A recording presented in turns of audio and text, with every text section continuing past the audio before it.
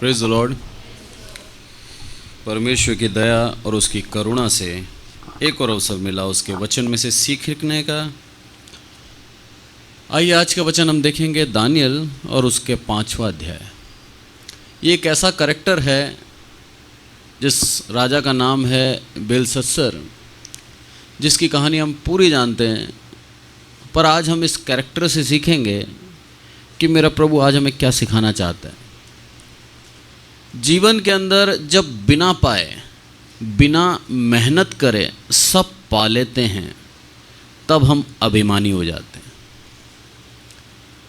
कई दोस्तों से मैंने सुना है, कई लोगों से मैंने सुना है, बच्चे अपने मन में क्या सोचते हैं मालूम है? हमारा बाप गरीब है, पैसे वाला होता हम भी ऐश करते। आज उसी ऐसे ही एक पुत्र की कहानी बता रहा हूँ मैं। जो पैसे वाला था, उसका पिता, आज उसका पुत्र पिता की गद्दी पे बैठा है और अभिमान से चूर है। परमेश्वर ने उसके अभिमान को तोड़ दिया। हम कभी भी अपनी अवस्था पे अफसोस ना करें, ये चीज़ सीखने की है। जिस अवस्था में, जिस परिस्थिति में प्रभु ने रखा है, प्रभु का धन्यवाद दें। प्रभु बहुत ज्ञानी है, आपसे और मुझसे अतः अनंत ज्ञानी है। वो, उसको मालूम है हमें किस परिस्थिति में रखना है। वो जानता है हमारे लिए क्या भला है। वो जानता है हमारी इस परिस्थिति में वो हमारा उद्धार कर सकता है, इसीलिए वो उस परिस्थिति में रखता है। हमारा और परमेश्वर के चुनने में ज़मीन आसमान का अंतर है। हम कैसे चुनते हैं किसी को? सबसे पहले उसकी फिजिकल अपीयरेंस, कैसा दिखता है वो, सबसे पहले हम उसे देखते हैं। सुंदर है तो हम उसको पाना चाहते हैं, सामान्य चेहरे का है तो हम उसको इग्नोर कर देते हैं। मेरा प्रभु कैसे चुनता है? मेरा प्रभु चुनता है मन देखकर, आपकी शक्ल देख के नहीं चुनता। हम गुणी व्यक्ति को चुनते हैं, हम पैसे वाले को चुनते हैं, हम अपना भविष्य सुनिश्चित देखते हैं, उसके बाद चुनते हैं। और मेरा प्रभु अवगुण से भरे हुए पापी मनुष्य को चुनता है, जो ये मान ले कि मैं पापी हूँ। उस व्यक्ति को मेरा प्रभु धर्मी ठहराता है। पर हम पाप में जी रहे हैं और अपने आप के अंदर, अपने अंदर हमने उस पाप को महसूस नहीं किया, हम आदत में डल चुके हैं और उसी पाप के साथ जिए जा रहे हैं, तो मेरा प्रभु हमें छोड़ देता है, त्याग देता है। एक उदाहरण से बताता हूँ मैं। प्रभु परमेश्वर ने, प्रभु यीशु मसीह ने 2 व्यक्तियों की प्रार्थनाओं को उदाहरण देके समझाया। पहला व्यक्ति जो फरीसी था, जिसने अपनी आँखों को स्वर्ग की ओर उठाया और हाथों को फैलाकर बोला, हे प्रभु, मैं धर्मी हूँ, मैं दशवांश देता हूँ, मैं इस चुंगी लेने वाले के समान नहीं हूँ जो पाप करता है, और मैं सप्ताह में 2 दिन उपवास रखता हूँ, मैं तेरे नाम का स्तुति आराधना करता हूँ। सारी क्वालिटीज़ उसने बता दी, जो क्वालिटीज़ एक मनुष्य दूसरे मनुष्य में देखता है और उसे धर्मी ठहराता है। वो सारी क्वालिटी फरीसी के अंदर थी। दूसरा व्यक्ति के विषय में लिखा है कि वो व्यक्ति जब आया उस परमेश्वर के सामने, तो अपना सर ऊपर उठाना नहीं चाहा। उसने फूट फूट कर रो रहा है और कह रहा है कि हे प्रभु, मुझ पापी पे दया कर। वचन साफ कहता है कि वो पहला नहीं, दूसरा धर्मी ठहराया गया है। हम हमारी गलतियों को मान लें तो हम प्रभु के नज़दीकी में बन सकते हैं। पर उस गलती में ही जी रहे हैं और आपको बोध भी नहीं हो रहा, आपका विवेक आपको चोट भी नहीं पहुंचा रहा, तो आप जान लीजिए प्रभु ने आपको छोड़ रखा है। वो ज़्यादा खतरनाक है। पर अगर आप कोई वचन चुपते हैं ना, तो परमेश्वर चाहता है आप उस वचन के आधार पर अपने आप को बदलें। प्रभु प्यार करता है आपसे, धन्यवाद दें आप उसका।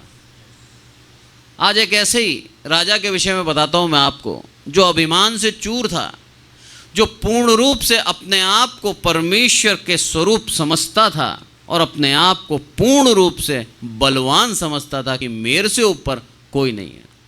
उसका अभिमान करना नाजायज़ नहीं था, जायज़ कह सकते हो आप सांसारिक रूप से, क्योंकि वो बेबीलोन का राजा नबूकदनेस्सर का पुत्र था और उसने वो वैभव, वो समृद्धि देखी थी अपने राज्यकाल के अंदर कि उससे बड़ा अमीर कोई नहीं देखा उसने। 300 हाथ की शहरपना थी उसकी, 300 हाथ, यानी कि आप अगर फुट में निकालेंगे तो लगभग 450 फुट की शहरपना। शहरपना समझते ना हम, पूरे शहर को साइडों से जो बाउंड्री वॉल होती है, आपने कोटा के गढ़ पैलेस के साइड में भी देखी होगी, ऊंची ऊंची दीवारें, उसे शहरपना बोलते हैं। उस शहरपना के अंदर रहता था, कोई शत्रु उसको तुरंत आके मार नहीं सकता था। ऐसा राजा बेलशस्सर अभिमान से चूर व्यक्ति, वो क्या कहता है आप देखिए 5वां अध्याय और उसका 2री आयत निकालें। दानियल 5 और उसका 2 कोई पढ़ें। दाख मधु पीते पीते बेलशस्सर ने आज्ञा दी कि सोने चांदी के जो पात्र उसके पिता नबूकदनेस्सर ने यरूशलेम के मंदिर में से निकाले थे उन्हें लाया जाए, कि राजा अपने प्रधानों और रानियों और रखेलियों समेत उनमें पिए। क्या बात बोली, अभिमान देखिए आप। जो पात्र पवित्र थे, जो पात्र परमेश्वर के काम के थे, जिन पात्रों को उसका पिता नबूकदनेस्सर जब यरूशलेम का मंदिर जलाया गया था वहाँ से उठाकर अपने खजाने में रखा था, उन पात्रों को उसने मंगाया। क्या उसके पास सोने के चांदी के और पात्र नहीं थे? थे। वो सोने चांदी में ही पीता था, पर जानबूझ के उसने उस यरूशलेम के मंदिर के पात्रों को मंगाया, ये बताने के लिए कि मैं उस यहोवा से बड़ा हूं। आज ये चीज हमारे जीवन में है कि मुझसे बड़ा कोई नहीं है, तो आपसे बड़ा अज्ञानी और कोई नहीं है। हर एक व्यक्ति से बड़ा कोई ना कोई आपको मिलेगा। मैं कई बार आपको बता चुका हूँ, फिर बताता हूँ, अमीर की डेफिनेशन क्या है मुझे आज तक समझ में नहीं आई। हम अमीर किसे कहते हैं मालूम है? अपने आप को अमीर कब समझते हैं? एक छोटी सी बात बताता हूँ मैं आपको। हम किसी गरीब के सामने जाकर अपने आप को अमीर समझते हैं, तुलना करते हैं हम, इससे ज़्यादा मेरे पास पैसा है, मैं अमीर हूँ। जैसे ही आपसे ज़्यादा कोई अमीर हो जाता है तो आप गरीब हो जाते हो। फिर आपकी अमीरी कहाँ गई? वो आपका घमंड कहाँ चला गया? अमीर की कोई डेफिनेशन नहीं है। पर जो मेरा पिता परमेश्वर हमें अमीरी देता है, वो अमीरी आपकी हर जगह बराबर रहती है। वो धन की अमीरी नहीं, आत्मिक अमीरी देता है। आपके अंदर आत्मा के फल दे देता है।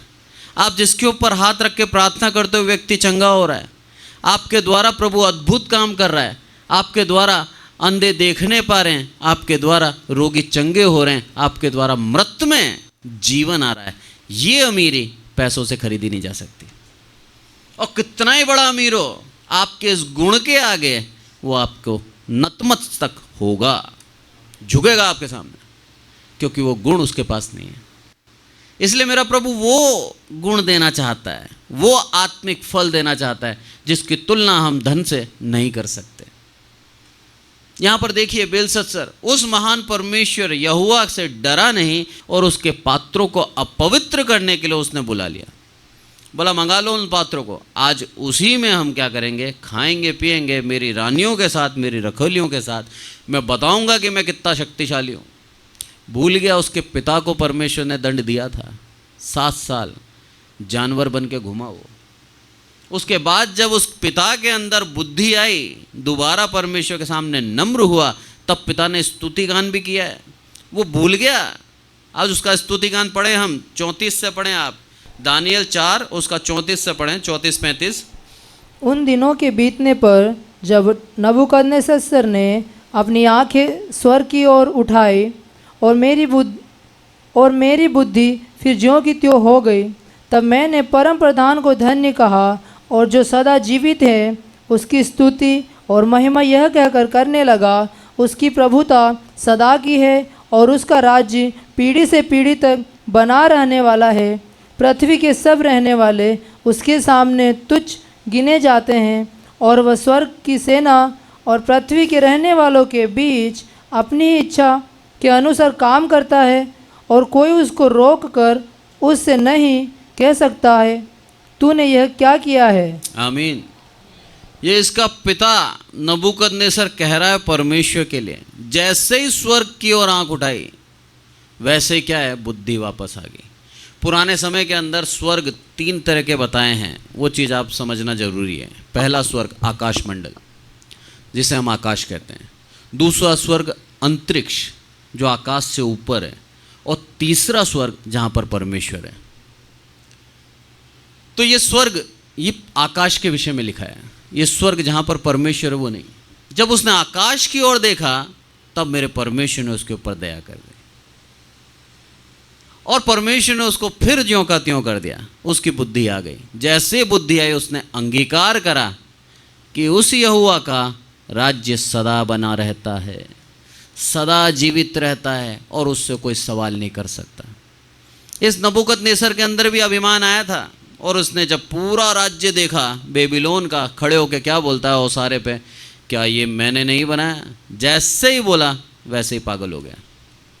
आपके जीवन में घमंड आपको पागल कर सकता है, आपके जीवन में अहंकार आपको नीचे गिरा सकता है। इसीलिए मेरा प्रभु इन वचनों के द्वारा हमें सचेत करता है कि हमारे जीवन में अहंकार कभी ना आए।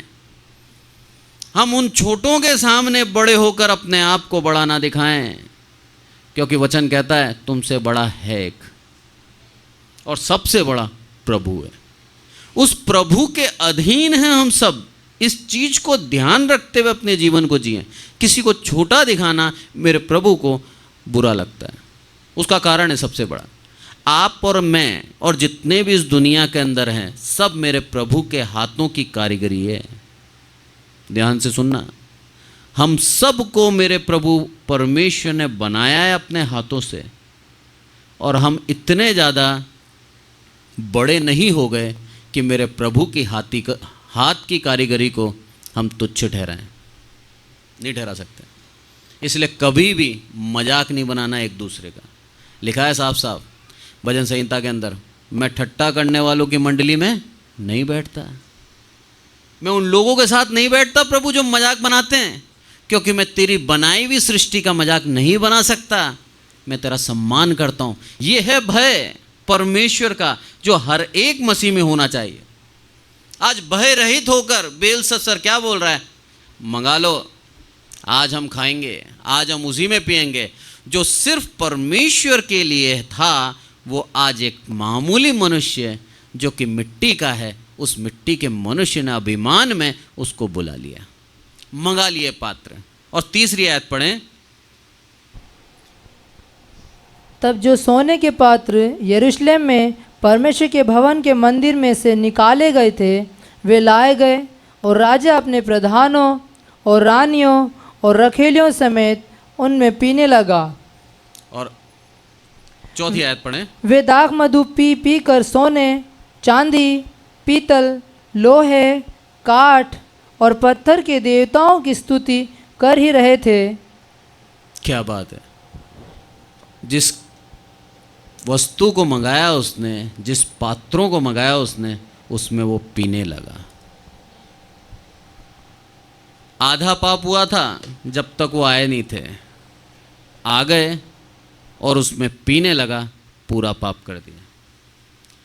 परमेश्वर हमें अवसर देता है कि हम पाप से बचें, पर हम खुद अपने पैरों पे कुल्हाड़ी मारते हैं। बेलशस्सर राजा, उसने पूर्ण पाप किया और नशे के अंदर क्या करा, सोने, चांदी, काठ यानी कि लकड़ी, पत्थर, जितनी भी प्रतिमाएं थी उसके पास, जितने भी देवता उसने अपने मन के अनुसार बनाए थे, उन सब की स्तुति कर रहा है उन बर्तनों के साथ। मेरे यहोवा परमेश्वर का अनादर कर दिया। हम हमारे जीवन के अंदर कहीं ऐसा तो नहीं जी रहे कि हमारे परमेश्वर यहोवा का अनादर कर रहे हैं। कहीं आज भी हम उस पैसों को महत्व देकर लालच के साथ, लोभ के साथ जीवन तो नहीं जी रहे। कहीं हम परमेश्वर की उस पवित्र आत्मा का अपमान करते हैं जो हमें दिया गया है, और अपनी मन की लालसाओं को पूरा तो नहीं कर रहे।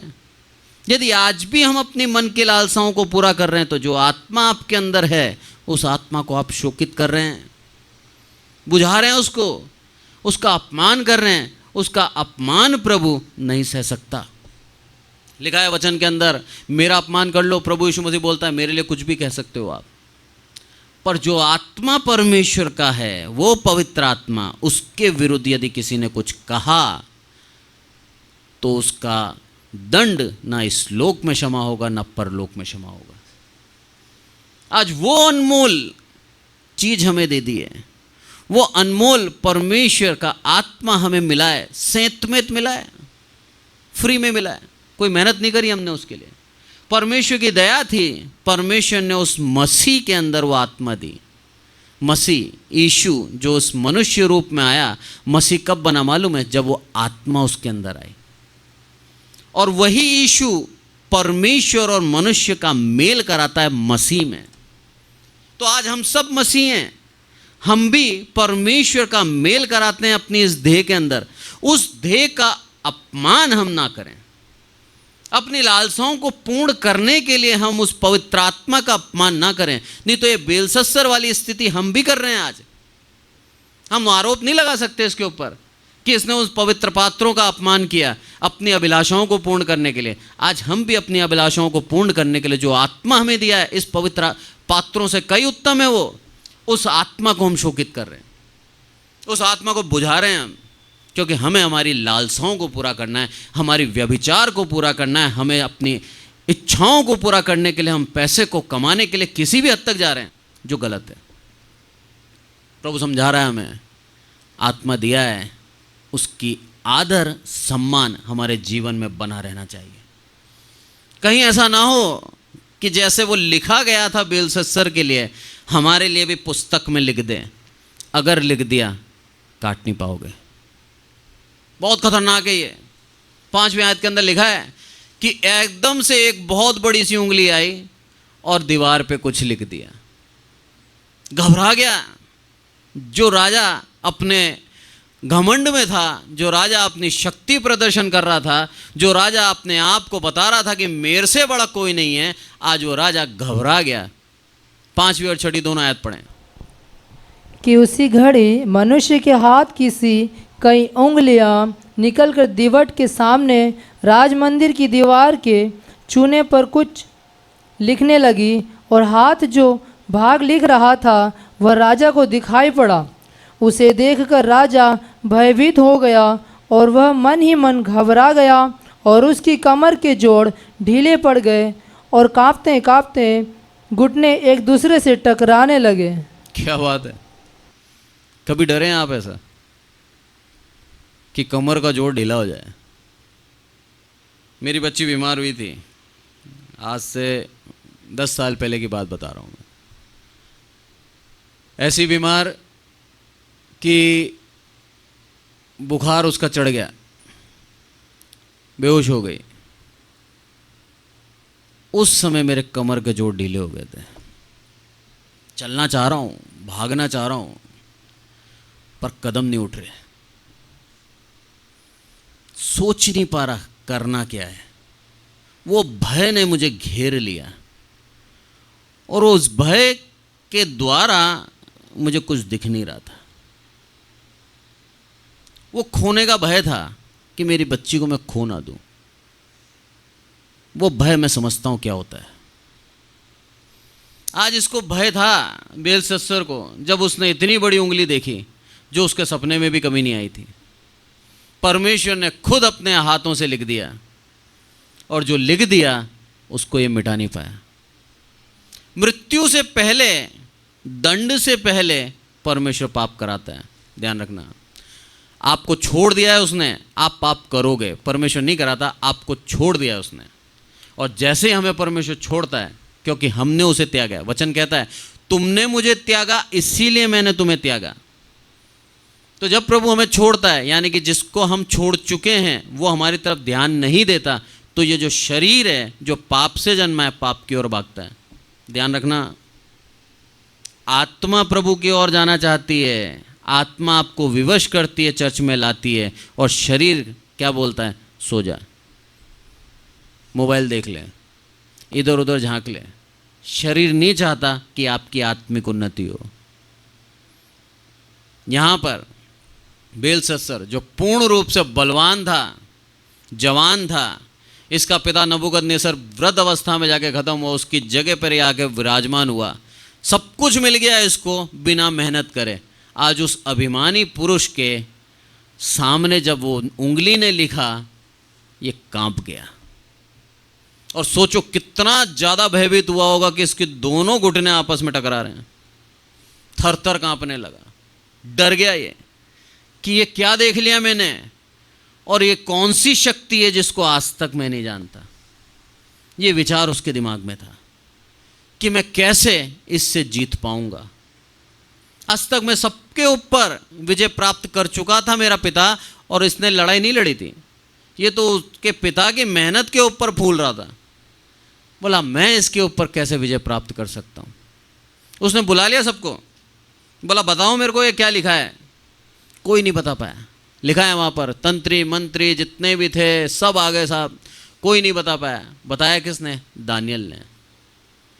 यहाँ पर परमेश्वर को दो कार्य करने थे।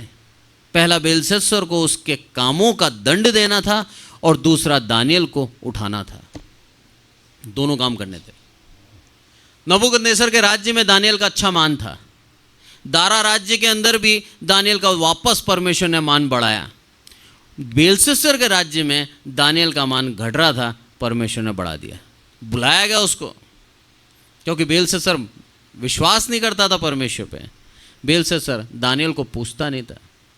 दानियल को बुलाया गया। तब दानियल ने उससे क्या बोला? 23वीं आयत पढ़ें पहले। नहीं, एक मिनट 16 पढ़ें। 5 का 16। हाँ। परंतु मैंने तेरे विषय में सुना है कि दानियल भेद खोल सकता और संदेह दूर कर सकता है। इसलिए अब यदि तू उस लिखे हुए को पढ़ सके और उसका अर्थ भी मुझे समझा सके, तो तुझे बैंजनी रंग का वस्त्र और तेरे गले में सोने की कंठमाला पहनाई जाएगी, और राज्य में तीसरा तू ही प्रभुता करेगा। क्या बात बोली? दानियल को साइड में कर दिया था। दानियल के बारे में सुना था इसने। दानियल इसके दरबार में का हिस्सा नहीं था उस समय, पर जब वो हाथ से लिखा गया, दानियल को दरबार का हिस्सा बनाने के लिए तैयार था। बोला राज्य में तीसरा होगा तू। परमेश्वर कैसे अपने दास का मान बढ़ाता है, कैसे अपने दास की इज्जत कराता है, प्रभु को मालूम है। बेलशस्सर घबरा गया, और घबराने के बाद उसने क्या बोला? सब कुछ दे दूंगा, बस ये बता दे लिखा क्या है। बोला मैंने सुना है तू क्या करता है, तू भेदों का खोलने वाला है। दानियल की खूबसूरती देखिए आप 17वीं आयत के अंदर पढ़ें आप। दानियल ने राजा से कहा, अपने दान अपने ही पास रख, और जो बदला तू देना चाहता है वह दूसरे को दे। वह लिखी हुई बात मैं राजा को पढ़ सुनाऊंगा, और उसका अर्थ भी तुझे समझाऊंगा। क्या बात बोली? बोला अपने दान अपने पास ही रख। आप इसको इमेजिन करो, दृश्य को समझें आप। राजा सिंहासन पे बैठा है, राज दरबार साइड में जैसे हम देखते हैं, दोनों कतारों के अंदर राज दरबार है। दानियल को बुलाया गया, दानियल सामने आया, और पूरा राज दरबार घिरा हुआ है, और दानियल उनके बीच में राजा को क्या बोलता है? तेरे दान तेरे पास रख। हिम्मत चाहिए, हियाव चाहिए। राजा के मुंह पे राजा का दान का इनकार करना। जब कोई बड़ा व्यक्ति, आपसे सम्मानित व्यक्ति, आपसे पद में ऊंचा व्यक्ति आपको कुछ देता है ना, तो छोटे का कर्तव्य होता है बिना कुछ बोले उसको रख ले। मना नहीं कर सकता वो। अगर मना करेगा तो उसका अपमान करता है वो बड़े व्यक्ति का। इसको और आसान तरीके से सीखें आप। आपका बॉस आपको बुलाता है चैम्बर के अंदर और आपको कुछ देता है, आप ना करोगे उसको? ना नहीं कर सकते। क्यों ना कर सकते? क्योंकि आप उस बॉस को गुस्सा दिलाना नहीं चाहते, आपके विरुद्ध करना नहीं चाहते, इसलिए जो कुछ देगा आप उसको रख लोगे। पर यहाँ पर देखिए आप, दानियल 1% डर नहीं है उसको कि बेलशस्सर क्या करेगा मेरा। ये यहोवा का भय नहीं मानता था, इसने दानियल को पहले ही दूर कर रखा था। अब ये अपॉर्चुनिटी थी दानियल के पास कि ये अवसर मिलते ही दानियल तीसरा हो जाएगा। उस अवसर को भी दानियल ने अप्रिय जाना। बोला तेरे पास रख तेरा दान, तेरी दया से मैं आगे नहीं आऊँगा। मेरे प्रभु की करुणा और अनुग्रह से वो मुझे कहीं भी ले आएगा। जो दान इसने ठुकराया था वही दान परमेश्वर ने इसको दारा के राज्य में दिया। जब हम पढ़ते हैं आगे देखते हैं, दारा के अंदर लिखा है 3रे पद पे था ये, इसके अधीन सब कुछ था। तीसरा भी नहीं बोलूंगा मैं, दूसरा ही बोलूंगा। दारा के जस्ट नीचे दानियल था। परमेश्वर ने इसको जिस पद को, जिस भेंट को परमेश्वर के लिए दानियल ने ठुकरा दिया, परमेश्वर ने उसको वो दिया। आज हमारे जीवन के अंदर हम भेंटों के पीछे ना भागें, तोहफों के पीछे ना भागें, पद के पीछे ना भागें। जिस अवस्था में रखा है परमेश्वर का कार्य करें। दानियल ने क्यों मना करा मालूम है आपको? बोला मेरा काम नहीं है जो तू मुझे रिवॉर्ड दे रहा है, परमेश्वर का आत्मा का काम है, उसका सम्मान कर ले, काफ़ी है मेरे लिए। परमेश्वर में बहुत प्यार करता है। हर संदेश में कहता हूँ मैं आपको, परमेश्वर आपको और मुझे बहुत प्यार करता है। वो चाहता है हम स्वर्ग राज्य में जाएं। इसलिए हमारे जीवन की एक एक अशुद्धियों के ऊपर उसको निगाह है, एक एक गलतियों के ऊपर वचनों के द्वारा हमें सचेत करता है ताकि हम उस गलती से बाहर आ जाएं और परमेश्वर की नज़दीकी में बढ़ते जाएं। एक बच्चा होता है ना, बच्चा खेल के आया बाहर से, माँ जब उसको बोलती है जा बेटा नहा के आ जा, वो नहा के आता है। उसके बाद भी माँ उसको पूरा देखती है, साफ हुआ या नहीं हुआ। माँ की ज़रूरत है क्या वो देखने की? नहा के आया ना, वो पानी भी डाला उसने, पर उसके बावजूद भी अगर उसके अंदर कहीं गंदगी है तो माँ उसको फिर ले जाएगी, फिर नहलाएगी। ऐसे ही मेरा प्रभु देखता है हमें।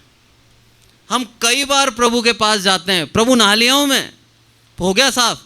प्रभु बोलता है बेटा थोड़ी सी गंदगी और है, यहाँ पे थोड़ा सा और साबुन लगाऊंगा और साफ करूँगा, क्योंकि मेरे पास सिर्फ पवित्र आ सकते हैं, अपवित्र मेरे पास नहीं आ सकते। और मैं तुझे प्यार करता हूँ, मैं तुझे गले लगाना चाहता हूँ, पवित्र हो जा तू।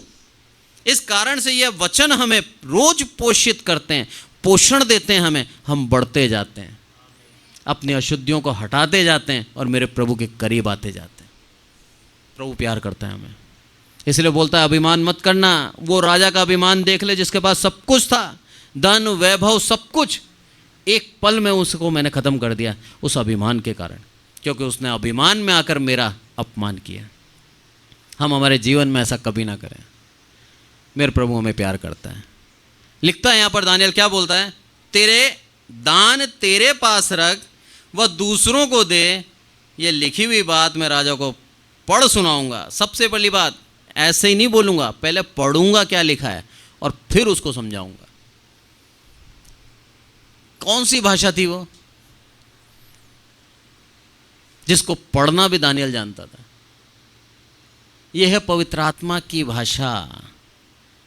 ये है वो अन्य भाषा जो दूसरे नहीं पढ़ सकते, पवित्र आत्मा वाला पढ़ेगा। नहीं पढ़ पाया कोई भी नहीं पढ़ पाया। कितने लोग आए, कितने विद्वान आए, हर कोई आया, पर उस लिखे हुए को नहीं पढ़ पाया। पर दानियल ने उसको एक बार में परमेश्वर के आत्मा के द्वारा पढ़ लिया। और क्या बोलता है 26वें आयत में लिखा है, 25वें में लिखा है, जो शब्द लिखे गए हैं मने मने तकेल और उपसरीन, इसका मतलब है हे राजा, परमेश्वर ने तुझे तोल में हल्का जाना है। हल्का है तू, परमेश्वर की उस धार्मिकता के तोल में तू हल्का है।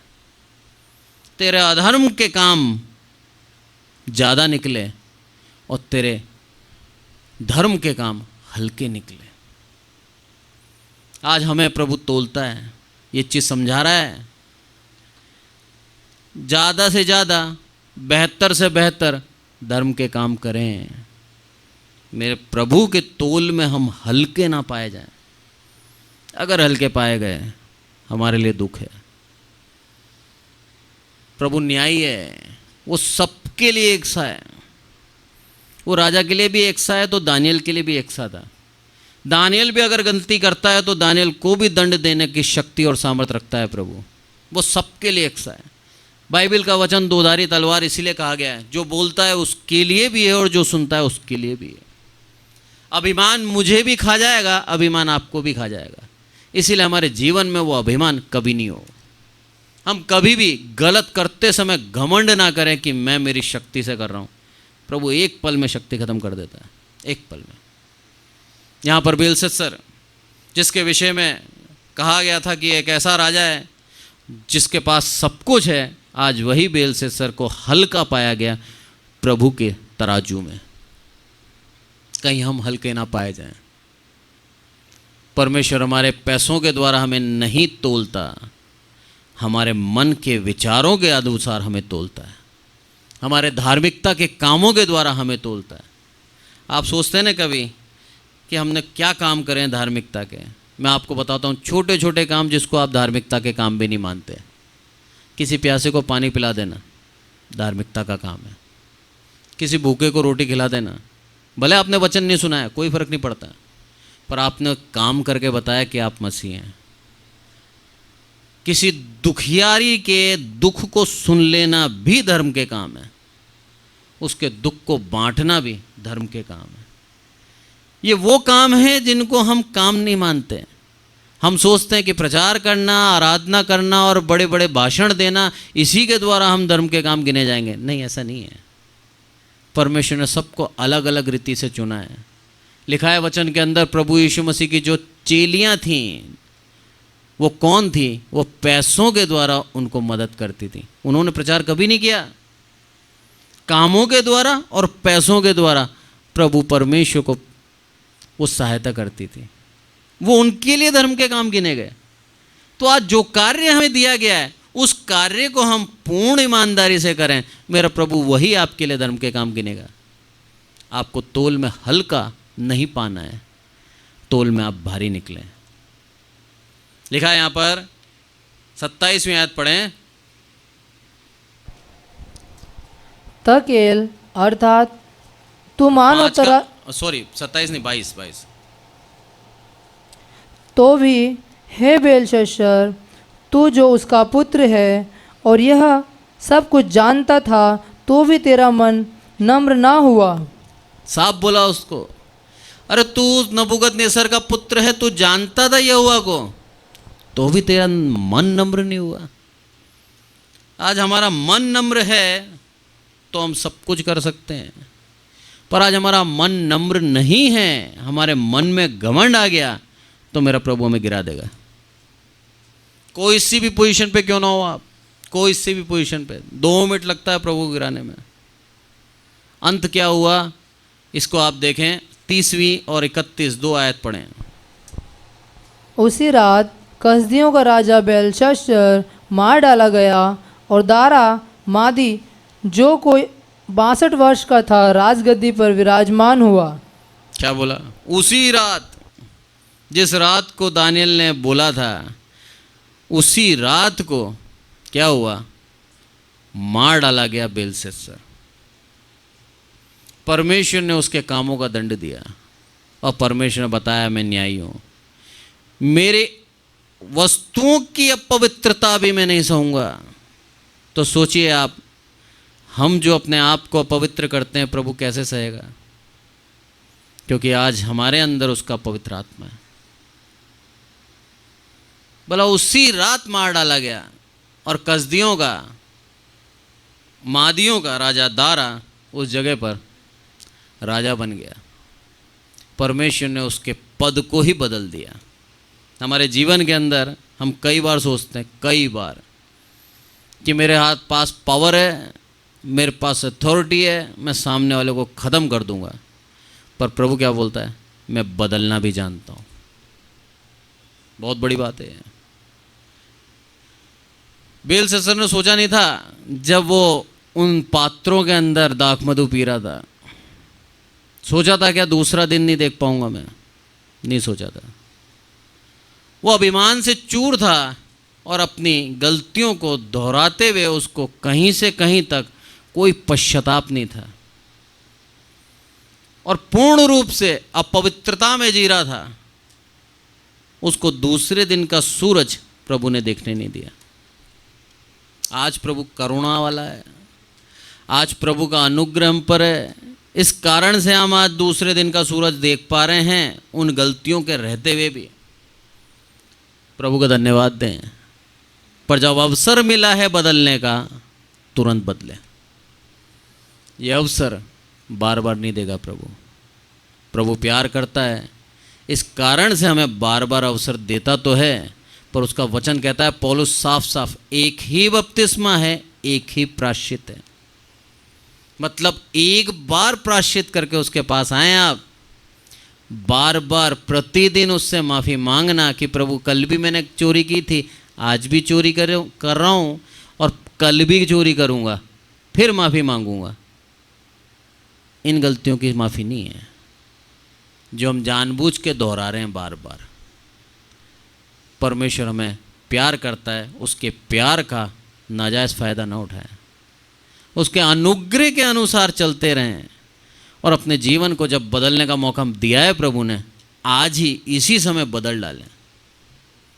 अधर्म त्याग कर पूर्ण पवित्र होकर मेरे प्रभु की संगति करें। मेरा प्रभु चाहता है आपको स्वर्ग राज्य देना, मेरे प्रभु चाहता है आपको आशीष देना। वो आशीष का सोता है, उसने आपको चुना है। उसके आशीष से आशीषित रहें, क्यों हम उसकी आशीष से वंचित रहें। जो वस्तु उसने हमारे लिए बनाई है, क्यों वो वस्तु किसी और को दें, आप ही को मिले। एक उदाहरण से बताता हूँ मैं। बच्चा होता है ना, बच्चा घर के अंदर माँ बाप उसके लिए कुछ लेके आए, वो आते ही बच्चा घर के अंदर माँ बाप से लड़ जाए और क्या बोले, मुझे कुछ भी नहीं चाहिए तुम्हारे हाथ का और मैं तो एक घर छोड़ कर जा रहा हूँ। वो पिता उसको वो गिफ्ट दे पाएगा क्या? नहीं दे पाएगा। इच्छा तो है उसकी, लाया भी था उसके लिए, देना भी उसी को था, पर पुत्र ने क्या करा, पिता को छोड़कर चला गया। अब वो गिफ्ट पड़ा है, दूसरा कोई उसका पुत्र बना तो उस पुत्र का गिफ्ट उसको जाएगा। जो आशीष उसकी थी वो आशीष किसी और को मिलेगी। आज हम पिता को छोड़ छोड़ के भाग रहे हैं अपनी अभिलाषाओं को पूर्ण करने के लिए, अपनी लालसाओं को पूर्ण करने के लिए, अपने जीवन को सांसारिकता के अनुसार जीने के लिए और अपने आप को ऊपर लाने के लिए हम उस प्रभु को छोड़ देते हैं। प्रभु क्या बोलता है, जा, मुझे छोड़ के गया है, अपनी इच्छा से गया है, जा। सीखेगा, दुनिया की ठोकर खाएगा, तब तुझे समझ में आएगा कि मेरे पास आशीष थी और बाहर धुतकार है। और जब समझ में आता है हम वापस आते हैं, और जब आते हैं मेरा प्रभु वापस वो गिफ्ट हमें दे देता है। वो प्यार करता है हमें, वो आशीष देना चाहता है हमें। उसकी आशीषों से वंचित ना हो, प्रभु की नज़दीकी में बने रहें, पवित्र रहें। इस वचन के द्वारा प्रभु आपको आशीषित करें। आइए प्रार्थना करें। हे हमारे प्रभु, आपका बहुत बहुत धन्यवाद देते हैं मेरे प्रभु, आदर मान आपको देते हैं। आपकी दया, आपकी करुणा हमारे जीवन में यूं ही बनी रहे मेरे प्रभु। आप हमसे बहुत प्यार करते हैं मेरे प्रभु, आपका बहुत बहुत धन्यवाद। पूरी सृष्टि आपने हमारे लिए बनाई, बहुतायत की आशीष दी आपने। हम क्या थे, कहाँ लाके आपने खड़ा किया है, ये सिर्फ और सिर्फ आपकी दया और आपकी करुणा है मेरे प्रभु। जितना धन्यवाद दें आपको हम उतना कम है मेरे प्रभु। हमारे जीवन में कभी घमंड ना आए मेरे प्रभु, हम घमंड के बड़े बोल ना बोलें मेरे प्रभु। नम्रता के शब्दों के अनुसार, नम्रता के व्यवहार के अनुसार जीवन जिए मेरे प्रभु। किसी मनुष्य को नीचा ना दिखाएं मेरे प्रभु, बल्कि खुद दास बनकर दूसरों की सेवा करें मेरे प्रभु। ऐसा मन, ऐसी आत्मा आप हमें देना मेरे प्रभु, ताकि मेरे प्रभु आपके नाम का महिमा हमारे जीवन से होती रहे मेरे प्रभु। जो मसीह का टाइटल आपने हमें दिया है, जो नाम दिया है मेरे प्रभु, उस नाम को हम खराई से चलाएं मेरे प्रभु, उस नाम का सम्मान करें मेरे प्रभु। यही हम चाहते हैं। आदरमान आपको देते हैं मेरे प्रभु। आपके वचन के द्वारा आपने हमें सिखाया कि हम अभिमान ना करें, अहंकार ना करें, हम पूर्ण रूप से आपकी दया का अनुसार जीते रहें मेरे प्रभु। और मेरे प्रभु आपसे कोई सवाल करने का प्रयास और हियाव भी ना करें मेरे प्रभु। सारी आदर महिमा आपको देते हैं मेरे प्रभु। ये वचन लोगों के दिलों में उतरे मेरे प्रभु, अपने मन को शांत करके, नम्र करके जीने वाले एक सच्चे मसीह ठहरे मेरे प्रभु। सारी आदर महिमा आपको देते हैं मेरे प्रभु। आपने हमारी विनती सुनी, इसलिए आपका धन्यवाद। प्रभु यीशु मसीह के नाम से मांगते हैं, आमीन।